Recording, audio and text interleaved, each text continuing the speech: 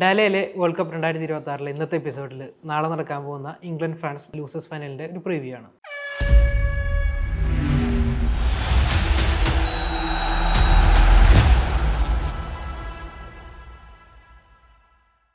ബഹരി France നാളെ ഇംഗ്ലണ്ടിനെ നേരിടുകയാണ് ലൂസേഴ്സ് ഫൈനലിൽ. ഒരുപക്ഷെ നമ്മൾ ഫൈനലിൽ കണ്ടേക്കാമെന്ന് വിചാരിച്ച രണ്ട് ടീമുകളാണ് ഇന്നിപ്പോൾ ലൂസേഴ്സ് ഫൈനലിൽ കളിക്കാൻ പോകുന്നത്. എങ്ങനെ ആ മത്സരത്തിൻ്റെ എന്തൊക്കെയാണ് പ്രിവ്യൂവിൽ പറയാനുള്ളത്? ലൂസേഴ്സ് ഫൈനലിന് വിളിക്കുന്നതിനെ കൊണ്ട് പലർക്കും ഒരു എതിരഭിപ്രായമുണ്ട്. ഈ പ്ലേയേഴ്സിനെ സംബന്ധിച്ചിടത്തോളം അവർ മെന്റലി തളർത്തുന്ന ഒരു കാര്യം.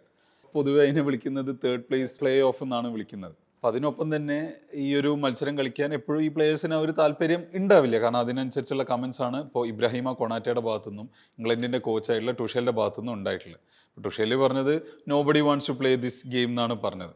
ഇബ്രാഹിമ കൊണാറ്റെ വന്ന് പറഞ്ഞത് അങ്ങനെ തന്നെയാണ് ഫീൽ ചെയ്യുന്നത്. പക്ഷേ ഫ്രാൻസിന് വേണ്ടിയിട്ട് ഫ്രാൻസിൻ്റെ ഷർട്ട് വെയർ ചെയ്യുക എന്ന് പറയുന്നത് കുറേ പേര് ആഗ്രഹിക്കുന്ന കാര്യമാണ്. അങ്ങനെ ഒരു ചാൻസ് നമുക്ക് കിട്ടുമ്പോൾ അതിന് മാക്സിമം റിസൾട്ട് എടുക്കുക എന്നുള്ള കാര്യമാണ് ചെയ്യേണ്ടതാണ് ഇബ്രാഹിമ കൊണാറ്റെ പറയുന്നത്. അങ്ങനെയൊക്കെ വരുമ്പോൾ തന്നെ ഈ ഒരു മത്സരം കമ്പാരിറ്റീവ്ലി ന്യൂട്രൽ ഫാൻസിനെ സംബന്ധിച്ചിടത്തോളം ഭയങ്കര ചില്ലായിട്ട് റിലാക്സ് ചെയ്ത് കാണാൻ പറ്റുന്ന ഒരു മത്സരവും എനിക്ക് തോന്നുന്നു ഈ ടീമുകളുടെ ഫാൻസിനെ സംബന്ധിച്ചിടത്തോളം അത്യാവശ്യം റിലാക്സ് ചെയ്ത് കാണാൻ പറ്റുന്ന ഒരു സാധനമാണ്. ഇതിനകത്ത് കൂടുതലൊന്നും ഇതിനെ പ്രൂവ് ചെയ്യാൻ ഇല്ല നമുക്ക്. ഇല്ല, അതെ. ഇതിനാകുള്ള ഒരു കാര്യം എന്താ വെച്ചാൽ ഒരു തേർഡ് പ്ലേസ് കിട്ടുക എന്നുള്ളതിനെക്കാട്ടിലും ഒരു ഇമ്പോർട്ടൻ്റ് ആയിട്ടുള്ള അല്ലെങ്കിൽ അതിനൊപ്പം തന്നെ ഇമ്പോർട്ടൻ്റ് ആയിട്ടുള്ള കാര്യം എന്ന് പറയുന്നത് ഇതിൽ വരുന്ന ആ ഒരു ഗോൾഡൻ ബൂട്ടിനായിട്ടുള്ള റേസാണ്. ആ റേസിൽ ആക്ച്വലി ഇപ്പോൾ ഫസ്റ്റ് പ്ലേസിൽ ടൈ ആയിട്ട് ഗോൾസിൻ്റെ എണ്ണത്തിൽ നിൽക്കുന്നത് ലയണൽ മെസ്സി എംബാപ്പയാണ് 8 ഗോളുമായിട്ട്. ഈ മെസ്സി എംബാപ്പയും പറഞ്ഞ പോലെ തന്നെ 8 ഗോൾ വീതം നേടി ടൈ ആയിട്ട് നിൽക്കണം. പക്ഷേ മെസ്സിക്ക് ഒരു അസിസ്റ്റ് കൂടുതലുണ്ട്, 4 അസിസ്റ്റ് ഉണ്ട് മെസ്സിക്ക്. അതുകൊണ്ട് ഒരു ഫസ്റ്റ് നിൽക്കുകയാണ്. എംബാപ്പയ്ക്ക് 3 അസിസ്റ്റുകളേ ഉള്ളൂ. പിന്നെ തേർഡ് വരുന്നത് ഹാളൻഡാണ്. നോർവേ പുറത്തായതുകൊണ്ട് അതിലിനി ചാൻസ് ഇല്ല. അത് കഴിഞ്ഞ് വരുന്നത് ഹാരി കെയ്ൻ ഉണ്ട്, ബെല്ലിംഗ്ഹാം ഉണ്ട്. രണ്ടുപേർക്കും 6 ഗോൾ വീതവും 1 അസിസ്റ്റ് വീതമാണ്. അപ്പോൾ അതിൽ ഒരുപക്ഷെ ഒരു ഹാട്രിക് വല്ല വന്നു കഴിഞ്ഞാൽ കുറച്ചുകൂടി ഒരു 9 ഗോളായിട്ട് ഫസ്റ്റ് ആവാൻ സാധ്യതയുണ്ട്. അതിനൊപ്പം തന്നെ എംബാപ്പയും എത്രത്തോളം ഗോളുകൾ അടിച്ചു കൂട്ടുന്നു, അപ്പോൾ എംബാപ്പയ്ക്ക് ആ ഒരു ഗോൾഡൻ ബൂട്ട് കിട്ടാനുള്ള ചാൻസ് കൂടുതലാണ്. അതിനൊപ്പം തന്നെ എന്താ വെച്ചാൽ ഈ ഒരു മത്സരത്തിന്റെ മറ്റൊരു പ്രസക്തി പറയുമ്പോൾ എംബാപ്പയ്ക്ക് തന്റെ കളക്ഷനിലേക്ക് ഒരു ഗോൾഡൻ ബൂട്ട് ആഡ് ചെയ്യുക, ഒരു ബ്രോൺസ് മെഡലും ആഡ് ചെയ്യുക ജയിച്ചാൽ ഫ്രാൻസ് ടീമിനും അവരുടെ കളക്ഷനിലേക്ക് ഒരു വേൾഡ് കപ്പ് ബ്രോൺസ് മെഡലും കൂടെ ആഡ് ചെയ്യാനുള്ള ഒരു അവസരം കിട്ടുകയാണ്. അതെ, 18 അവർ വേൾഡ് ചാമ്പ്യന്മാരായിരുന്നു. കഴിഞ്ഞ പ്രാവശ്യം ഫൈനലിസ്റ്റ്, ഇപ്രാവശ്യം ഒരുപക്ഷെ തേർഡ് അല്ലെങ്കിൽ ഫോർത്ത് എന്നുള്ളത്. ഈ മത്സരത്തിന്റെ മറ്റൊരു പ്രത്യേകത എന്താ വെച്ചാൽ ഡിഡിയർ ഡെഷാംസിന്റെ ലാസ്റ്റ് മത്സരമാണ് ഫ്രാൻസ് മാനേജറായിട്ട്. ഇപ്പോൾ ഡെഷാംസിന് ശേഷം അവിടെ സിനദീൻ സിദാൻ കോച്ചായിട്ട് വരുന്ന വാർത്തകൾ ഇപ്പം തന്നെ കൺഫേം ആയിട്ടുണ്ട്. അപ്പോൾ ഡെഷാംസിനെ സംബന്ധിച്ചിടത്തോളം അതിലൊരു റിസൾട്ടായിട്ട് പുറത്തേക്ക് പോകാന്നുള്ളത് തന്നെയായിരിക്കും ആഗ്രഹം. ഫെയർവെൽ മാച്ച് ആയിട്ടായിരിക്കും. അതെ, ആരും തനിക്ക് വേണ്ടി കരയുന്നൊന്നും പ്രതീക്ഷിക്കുന്നില്ല, കരയരുത് എന്നൊക്കെ അദ്ദേഹം പറയുന്നുണ്ടായിരുന്നു.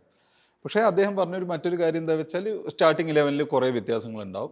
പല പ്ലേയേഴ്സിനെ സബ് ചെയ്ത് രണ്ട് ടീമിനും വേൾഡ് കപ്പ് സ്ക്വാഡിൽ ഉണ്ടായിട്ട് കളിക്കാൻ പറ്റാതെ വരുന്നവർക്ക് ഒരു റൊട്ടേഷൻ നമുക്ക് അതെ അവർക്കൊരു ചാൻസ് കൊടുക്കാൻ പറ്റുന്ന ഒരു മാച്ചും കൂടെയാണ്. റുഷേലിനെ സംബന്ധിച്ചിടത്തോളം ഇംഗ്ലണ്ടിന്റെ കോച്ചിനെ സംബന്ധിച്ചിടത്തോളം അദ്ദേഹം അടുത്ത യൂറോ വരെ അദ്ദേഹം തന്നെയായിരിക്കും കോച്ച് എന്നുള്ള കാര്യം ഇപ്പോൾ കൺഫർമേഷൻ ആയിട്ടുണ്ട്. അപ്പം അദ്ദേഹത്തിനെ സംബന്ധിച്ചിടത്തോളം ഇത് ഒരു പ്രൂവ് ചെയ്യാനുള്ള ഒരു ചാൻസാണ്. കാരണം അവസാനമായിട്ട് 1982 വേൾഡ് കപ്പിൽ ഇംഗ്ലണ്ട് ഫ്രാൻസിനെ തോൽപ്പിച്ചതിന് ശേഷം പിന്നീട് ഒരു മേജർ ടൂർണമെന്റിലും ഇംഗ്ലണ്ടിന് ഫ്രാൻസിനെ തോൽപ്പിക്കാൻ കഴിഞ്ഞിട്ടില്ല. അപ്പോൾ ഒരു 44 വർഷത്തെ ഒരു റെക്കോർഡാണ് അങ്ങനെ കിടക്കുന്നത്. ഒരു മേജർ ടൂർണമെന്റിൽ ഫ്രാൻസിനെ തോൽപ്പിക്കാൻ പറ്റിയില്ല എന്നുള്ളത്. അപ്പോൾ അതിനെ തോൽപ്പിക്കാൻ ഇന്ന് പറ്റുമോ എന്നുള്ളതാണ് ഒരു പോയിന്റ്. ഇംഗ്ലണ്ടിനെ സംബന്ധിച്ചിടത്തോളം ആ സ്ക്വാഡിൽ കുറച്ച് ഇഷ്യൂസ് ഒക്കെ ഉണ്ടായിരുന്നു. ഒന്ന് അവരുടെ ഡിഫൻസീവിലേക്ക് പോയി, അർജന്റീനയ്ക്കെതിരെ കണ്ട് ഫുള്ളി ഡിഫൻസീവിലേക്ക് പോകേണ്ട ഒരു ആവശ്യം, അതെ അങ്ങനെ പോകേണ്ടിയിരുന്ന ആവശ്യം ഉണ്ടായിരുന്നു. അർജന്റീനയെ പോലൊരു ടീമിനെതിരെ അവർ ആ ഒരു ടാക്ടിക്സ് ആണ് എടുക്കേണ്ടിയിരുന്നതെന്നൊക്കെ പറഞ്ഞാൽ അങ്ങനെ കുറേ ചർച്ചകളൊക്കെ ഉണ്ടായിരുന്നു. പിന്നെ അവർ ഡിഫൻസീവിലി എത്രത്തോളം നല്ലതാണെന്നുള്ളൊരു ചോദ്യം അവിടെ വരുന്നുണ്ട്. കാരണം കമ്പാരിറ്റീവ്ലി ഹൈറ്റ് കുറഞ്ഞ ആൾക്കാരാണ് ഗോൾ നേടിയത് അർജന്റീനയ്ക്ക് വേണ്ടിയിട്ട്. അവിടെ സ്റ്റോൺസിനെ പോലെ 6 അടിയിൽ കൂടുതൽ നീളമുള്ള ആൾക്കാരെയൊക്കെ കടന്നിട്ടാണ് ബോൾ വന്നിട്ട് സ്കോർ ചെയ്യുന്നത്. അപ്പോൾ അവൻ്റെ മാൻ മാർക്കിംഗ് ഒക്കെ എത്രത്തോളം, പ്രത്യേകിച്ച് ഈ സെറ്റ് പീസ് അല്ലെങ്കിൽ ക്രോസസ് ഒക്കെ വരുമ്പോൾ എത്രത്തോളം എഫക്റ്റീവ് ആണെന്നുള്ളൊരു ചോദ്യം. പ്രത്യേകിച്ച് പ്രീമിയർ ലീഗ് എന്ന് പറഞ്ഞാൽ കഴിഞ്ഞ സീസണിൽ ഇമ്പോർട്ടൻ്റ് ആയിട്ടുള്ള ഒരു കാര്യമായിരുന്നു സെറ്റ് പീസ് ഗോളുകളൊക്കെ. അപ്പോൾ അവിടെ കളിച്ച് പ്രാക്ടീസ് ചെയ്ത് വന്ന ആൾക്കാർക്ക് ഇതിൽ അവരെ വേറൊരു ടീം വന്ന് മറികടക്കുന്നു എന്നുള്ളത് അവരെ സംബന്ധിച്ചിടത്തോളം ഒരു മുഖത്തേറ്റ അടി എന്ന് തന്നെ പറയേണ്ടി വരും. അപ്പോൾ അങ്ങനെ മാറാതെ ശരിക്കും അറ്റാക്കിംഗ് കേപ്പബിലിറ്റിയുള്ള എത്രയും നല്ല സ്പീഡും എല്ലാം ഉള്ള ഒരു ഇംഗ്ലണ്ട് ടീമിനെ വെച്ചിട്ട് ഒരു അറ്റാക്കിംഗ് ഫുട്ബോൾ തന്നെ കളിക്കേണ്ടിയിരുന്നു ടുഷേൽ എന്നുള്ളതാണ് പലർക്കും വന്നൊരു അഭിപ്രായം. അപ്പോൾ ഇന്നിപ്പോൾ ഒരു ഫ്രാൻസ് ടീമിനെതിരെ ഇംഗ്ലണ്ട് എങ്ങനെയാണ് ഇറങ്ങുക? അത് ഇതേപോലെ ഗോൾ അടിച്ചതിന് ശേഷം ഡിഫൻസീവിലേക്ക് പോവോ, അത് കണ്ടിന്യൂസ്ലി അറ്റാക്ക് ചെയ്യുമോ, അങ്ങനെ എന്തായിരിക്കും അവർ ചെയ്യാൻ പോകണമെന്നുള്ളത് അറിയാനുള്ളൊരു ആകാംക്ഷയുണ്ട്. ഫ്രാൻസിനെ സംബന്ധിച്ചിടത്തോളം നമ്മൾ പറഞ്ഞ പോലെ ഏറ്റവും മികച്ച അറ്റാക്കിംഗ് ടീമാണ്. അവരെന്തായാലും കിട്ടിയ ചാൻസ് ഗോളാക്കും. പക്ഷേ എപ്പോഴത്തെയും പോലെ അവരുടെ ഒരു വൾണറബിലിറ്റി പറഞ്ഞാൽ എംബാപ്പെ, ഒലീസെ, ഡെമ്പലെ അവരെയൊക്കെ പൂട്ടാൻ പറ്റിയാൽ പിന്നെ അവർ എത്രത്തോളം സ്കോർ ചെയ്യുന്നുള്ളത് ഒരു കാര്യമാണ്. ഇംഗ്ലണ്ടിനെ സംബന്ധിച്ച് പൊതുവെ പറയുന്ന ഒരു കാര്യമാണ് അവർക്ക് ഈ മേജർ ടൂർണമെന്റിൽ നോക്കൗട്ട് സ്റ്റേജുകളിൽ അവർക്ക് അവർ കളിച്ചു വന്നിരുന്ന കളി മറന്നു എന്നുള്ളത്. അത് നമുക്ക് നോക്കുകയാണെന്നുണ്ടെങ്കിൽ ടഷലിന് മുന്നേ സൗത്ത് ഗേറ്റ് 2016 മുതൽ ഇംഗ്ലണ്ടിനെ കോച്ച് ചെയ്യുന്നതാണ്. പക്ഷേ അവർക്ക് 18 വേൾഡ് കപ്പിൽ 4th ആയിട്ടേ ഫിനിഷ് ചെയ്യാൻ പറ്റുള്ളൂ.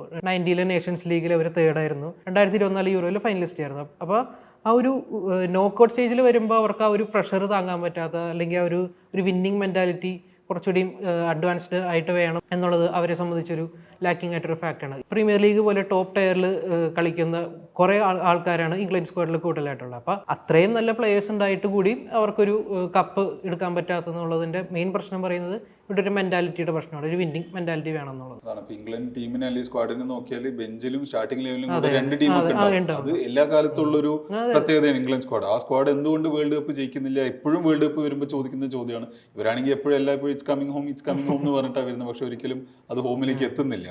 പക്ഷേ എല്ലെങ്കിലും അത് മാറ്റാൻ പറ്റും. കാരണം ഒരു ജർമ്മൻ മാനേജറിനെ വെച്ചു എന്ന് പറഞ്ഞപ്പോൾ തന്നെ വലിയ പ്രശ്നങ്ങളൊക്കെയായിരുന്നു ഉണ്ടായിരുന്നത്. അപ്പോൾ അദ്ദേഹത്തിന് ടാക്ടിക്കലി ഇതിനെയൊക്കെ മറികടക്കാൻ പറ്റും, ഒരു മെന്റാലിറ്റി കൊണ്ടുവരാൻ പറ്റും, സ്ട്രോങ് ആയിട്ടുള്ള പല ഡിസിഷൻസ് എടുക്കാൻ പറ്റും. അങ്ങനെ പല പ്രതീക്ഷകളും ഉണ്ടായിരുന്നു.